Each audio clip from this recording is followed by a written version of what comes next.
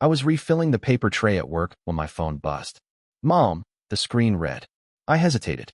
She never called during work hours. I stepped into the hallway and answered. Her voice was sharp and cold. Don't come to Thanksgiving this year. I blinked, confused. What? She sighed like I was exhausting her. You're a 27-year-old failure, Brian. I'm tired of pretending. The line went silent. I stood there, my mouth open, heart pounding. I laughed, because that's what you do when something hits so hard, so suddenly, that your brain can't process it. You're joking, right? I asked, trying to breathe. I'm not, she said flatly. Your cousins are bringing their partners. They have real jobs. One just bought a house. What are you going to bring? A bag of laundry and stories about gigs? The words dug in, deeper than I expected. I'm not some bum. I work, I pay rent, I'm trying. But to her, it's never enough. It's never been enough. I can't believe you just said that, I whispered. You really think I'm a failure? I'm tired, Brian. I've spent almost 3 decades watching you make excuses. I just can't do it anymore. Then she hung up. I stood there, still holding the printer tray like it anchored me to something real. My ears were ringing.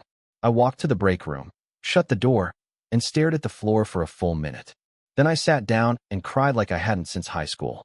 It wasn't even the words.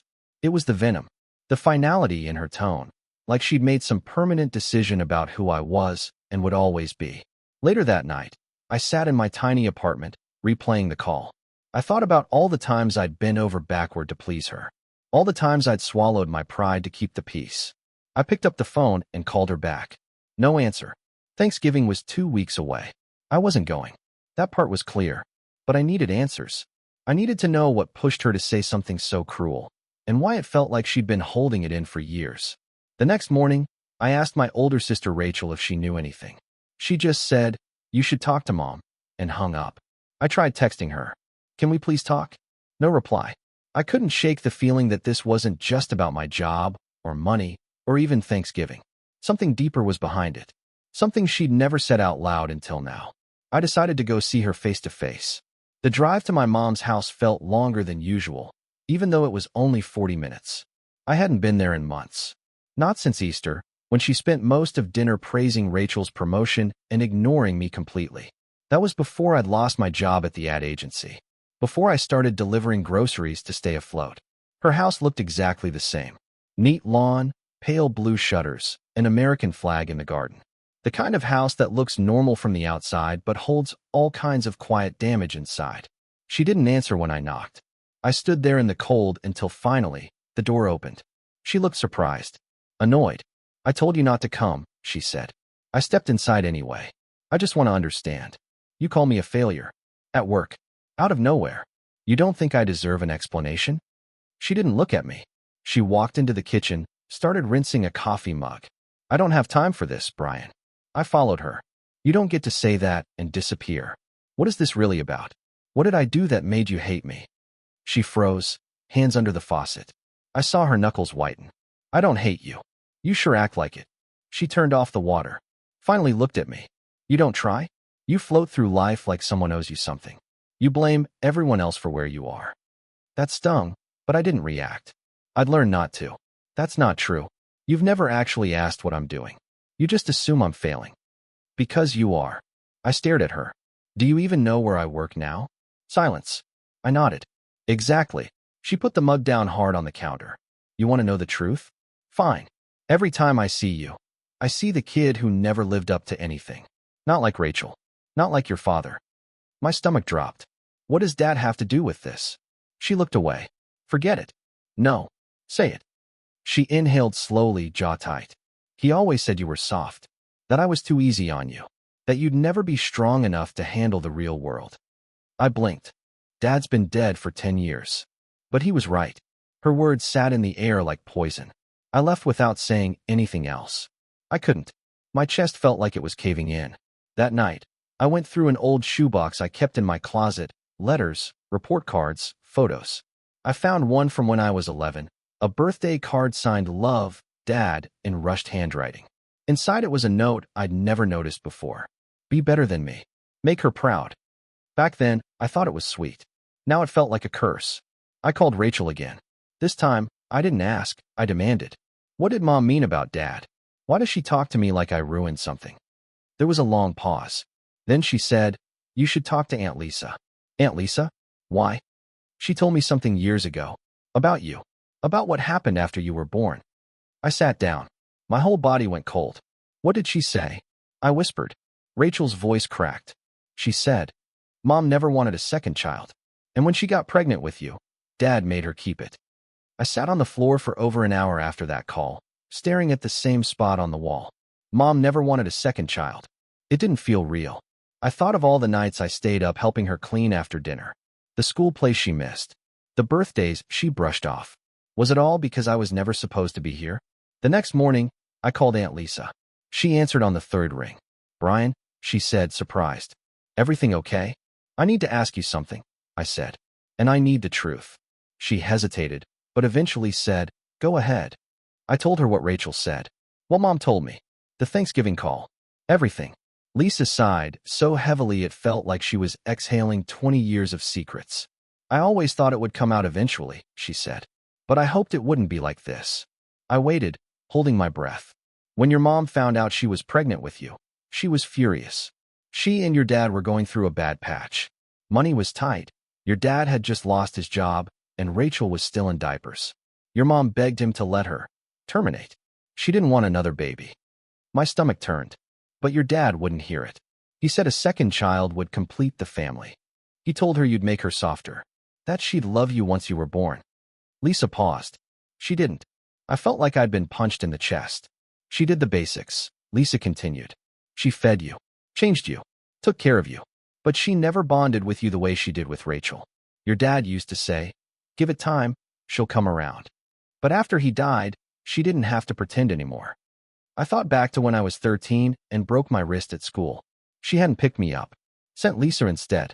Or when I got accepted to that summer writing program. She didn't even ask how it went. Just asked if I was still going to pay rent that month. She always resented you, Lisa said softly.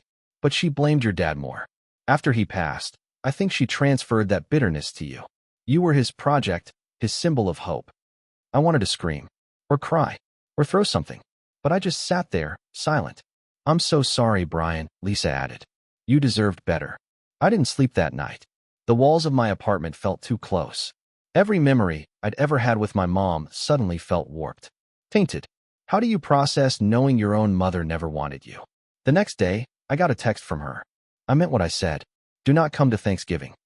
I stared at the screen, heart racing. Then I did something I never thought I'd do. I texted back.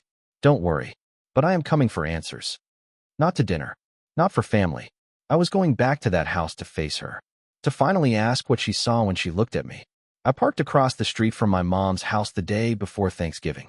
It was early, barely 9 a.m., but I didn't care. I wasn't going to wait for the right moment anymore. She opened the door before I could knock. Her arms were crossed, lips tight. I told you not to come. I'm not here for dinner, I said. I want to talk. That's it. She didn't move. I could see tension in her shoulders, like letting me in would be a surrender. Finally, she turned and walked inside. I followed. The living room looked like a catalog. Everything spotless, impersonal. There were pictures of Rachel and her kids everywhere. None of me. I wasn't surprised. Sit, she said, without looking at me. I stayed standing. I talked to Aunt Lisa, I said. Her eyes flicked up, sharp. Of course you did. She told me the truth. About Dad. About you not wanting me. She didn't deny it. Just stood there, perfectly still. I need to hear it from you, I said. I need to know if I've spent my entire life chasing love from someone who never wanted to give it to me. Her voice came out low and bitter. I didn't ask for you. It hit harder hearing it out loud. I was drowning with Rachel. Your father was unemployed. We were fighting constantly, and then I got pregnant again. He called it a blessing. I called it a trap. I felt like I couldn't breathe. You were born, and he thought you'd fix everything, she continued. But all it did was make me feel even more stuck. He made this life for us and left me to clean it up when he died. So you took it out on me? I asked. You punished me for being born. She didn't flinch. You remind me of him. The way you talk. The way you drift through life with all your dreams and none of the follow-through. I saw him fail, and now I see it in you. That's not fair, I said. You never gave me a chance. You never earned it. I felt something inside me snap. I was a kid. I didn't choose to be born. I didn't ask for your expectations or your bitterness. I just wanted a mom who saw me. Her eyes glossed, but she blinked it away. I tried, she said, quieter now. When you were little, I told myself I could grow to love you the same way. But every time I looked at you, I saw the version of my life I didn't want. The room spun a little. I wanted to leave, to scream, to hit something. But instead, I reached into my pocket and pulled out something I'd brought with me.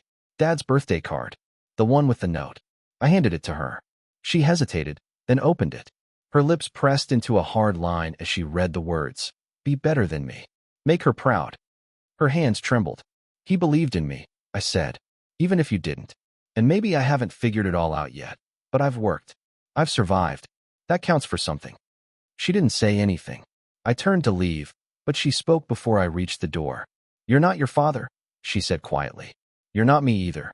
I didn't look back. I didn't need more. I just needed the truth. And now I had it. I didn't go home right away. I drove for hours, past strip malls and gas stations, down empty roads I hadn't seen since high school.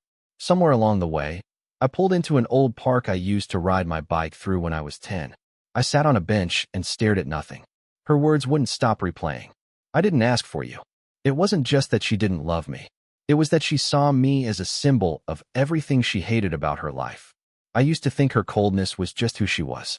Now I knew. It was personal. I texted Rachel. I talked to her. "It's true.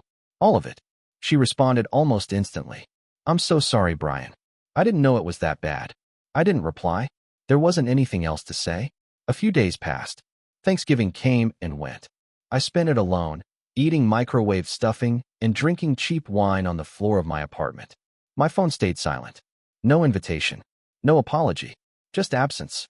Which, honestly, hurt less than false kindness ever did. But then something happened I didn't expect. A letter arrived in the mail. No return address, just my name on the envelope. The handwriting was familiar, tight and slanted. It was from Mom.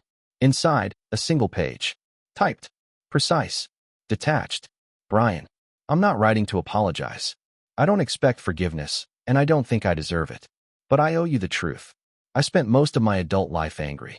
Angry that I gave up the future I wanted. Angry that your father left me to finish what he started. I took that anger out on you, because you were part of that life. Unasked for, unplanned. That doesn't make it right. But it's the truth. You've done more on your own than I ever gave you credit for. I see that now. I don't know if we'll ever have a real relationship, but you deserve to know it wasn't your fault. It was mine. Mom." I read it 5 times. My hands shook. Not from sadness. From release. She hadn't said "I love you." She hadn't asked to rebuild. But she admitted it. And somehow, that gave me more peace than I'd felt in years. I folded the letter, put it in the shoebox with Dad's card, and closed the lid. For the first time, I felt like the weight wasn't mine to carry anymore. But there was still something left I needed to do. I called Rachel. "Can we meet up? There's something I want to ask you." She agreed. That weekend, we met at a small diner off the highway. The kind we used to go to as kids after softball games. She hugged me tighter than she ever had before. I slid the letter across the table. She read it silently, jaw tense. "I think she's trying," she said finally. "In her own way. I'm not sure I care anymore," I admitted. "I just don't want to spend the rest of my life waiting for her to be someone she'll never be." Rachel looked up. "So what now?" I leaned back, looked out the window. I start over. For real this time. But without the illusion that I need her approval to matter. Starting over didn't mean some grand reinvention. It meant waking up without a voice in my head telling me I wasn't good enough. It meant choosing things because I wanted them, not because I thought they might earn me a place at someone else's table. I started by quitting the gig job. It wasn't stable, and it left me drained. I picked up hours at a local community center instead, lower pay, but steady.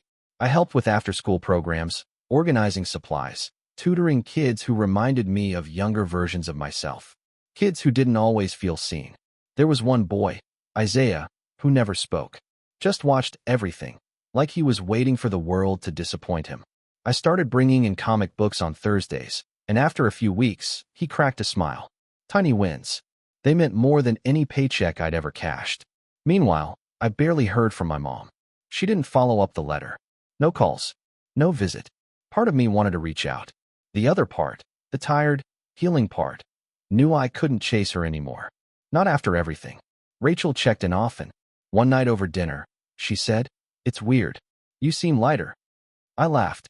"That's what happens when you stop dragging a ghost behind you." She raised an eyebrow. Her approval. I clarified. "That ghost." Rachel hesitated, then said, "I talked to her." My stomach tensed. "Why?" "She called me. Said she wanted to work on things with you." I told her it's not up to me. I nodded slowly. "What did she say?" Rachel sipped her wine before answering. "She said she never expected you to walk away first. That it made her realize she might have lost the only part of Dad she had left." That hit me hard. "She said that?" Rachel nodded. I didn't know how to feel. Maybe I didn't have to decide yet. The next week, I got another envelope in the mail. No note. Just an old photo. It was me at 4 years old, sitting on Dad's shoulders. We were in the backyard. He was smiling so wide it looked unreal. Behind us, Mom was blurred in the background, caught mid-step. Not smiling. Not frowning either. Just there. On the back of the photo, in handwriting I didn't recognize, were 3 words. "He chose you." It wasn't signed, but I knew who it was from. I sat with that picture for a long time. Something shifted in me. Not closure, not quite, but a loosening of something tight. She didn't say she missed me. She didn't ask to meet. But she sent me proof. Of what? I'm not entirely sure. That I was loved once, maybe. That I was wanted by someone, even if not by her. It wasn't a fairy tale ending, but it was enough. And for the first time, I realized, enough was all I ever needed. I kept that photo on my nightstand. Not as some sad reminder, but as proof that my story didn't start with failure. It started with love from someone. My father, flawed as he may have been, saw something in me. And maybe that was all I ever needed to believe in myself again. I never reached back out to my mom. There was nothing left to ask. No apology that could rewire the years she spent tearing me down. But I didn't hate her. Not anymore. I pitied her, honestly. How much of her life she wasted gripping anger like it was armor. The letter, the photo, they were the closest she'd ever come to softness. That might have been her limit. And I had to be okay with that. I kept going. I signed up for night classes in digital design. Something I'd always been curious about but never pursued because it didn't seem serious enough. Turns out, I loved it. I wasn't great at first, but I stuck with it. For once, I wasn't chasing approval. I was chasing something that felt like mine. A few months later, I got hired part-time at a small creative studio. The pay sucked, but they liked my work ethic, and for the first time, I saw a future. Not a fantasy, a real one. Rachel and I stayed close. She invited me to her kid's birthday party in April. I brought a ridiculous balloon animal kit and became a legend to a group of sugar-crazed 7-year-olds. After the party, she pulled me aside. "She's mellowing," she said quietly. I didn't have to ask who. "She talks about you sometimes," Rachel added. "Says she wishes she knew how to fix it." I gave a small smile. "I don't think she can, and I don't think I need her to." Rachel nodded. "Still, it might matter to her to know you're okay." I thought about that for a moment, then said, "She can ask me." That was the boundary now. I'd spent my whole life running after scraps of affection. I wasn't doing it anymore. Thanksgiving came around again, a full year after the call that changed everything. I spent it with some people from work, friends, not family, but it didn't matter. We cooked too much, drank wine out of mismatched mugs, and watched terrible movies. Someone asked if I missed being with my family. I paused, then said, "I think I'm finally building the one I want." That night, I checked my mailbox before bed. Inside was another envelope. Smaller this time. No return address again. Just a single note. "I'm sorry I couldn't love you the right way, but I never stopped hoping you'd learn to love yourself." It was signed this time. Mom. I folded it slowly. No tears this time. No ache. Just quiet. I placed it in the shoebox, next to the photo and Dad's card. My story didn't end there. It didn't begin there either. But for the first time in my life, I was the one writing it. And that made all the difference.